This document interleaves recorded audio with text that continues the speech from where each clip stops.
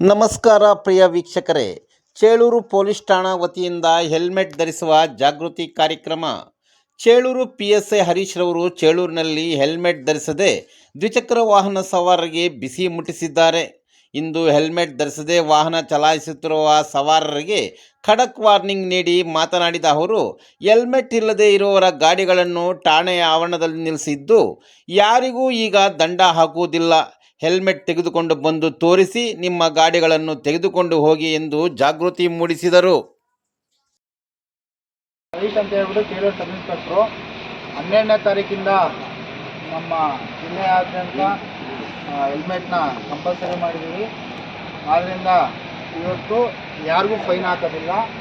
ಆದರೆ ಹೆಲ್ಮೆಟ್ನೆಲ್ಲರೂ ತಗೊಂಬಂದು ತೋರಿಸಿ ಅವರವರ ಗಾಡಿನ ಎತ್ಕೊಂಡು ಹೋಗೋದು.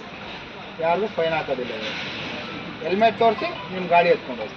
ಮತ್ತು ಏನಾದರೂ ಅಲ್ಲೇನೋ ಎಕ್ಸ್ಚೇಂಜ್ ಆಯಿತು ಅದು ಇದು ಅಂತ ಏನೋ ಗೊತ್ತಾಯಿತು ಅಂತ ಹೇಳಿದ್ರೆ ಅವಾಗ ಮಾತ್ರ ಫೈನ್ ಹಾಕ್ತೀನಿ.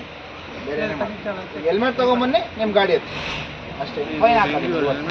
ಆದರೆ 12ನೇ ತಾರೀಕಿಂದ ಏನಿದೆಯೋ ಆವತ್ತು ವಿತೌಟ್ ಏನೋ ಹೆಲ್ಮೆಟ್ ಬಂದಿದ್ದೀರಂದರೆ 500 ರೂಪಾಯಿ ದಂಡ ಇರುತ್ತೆ.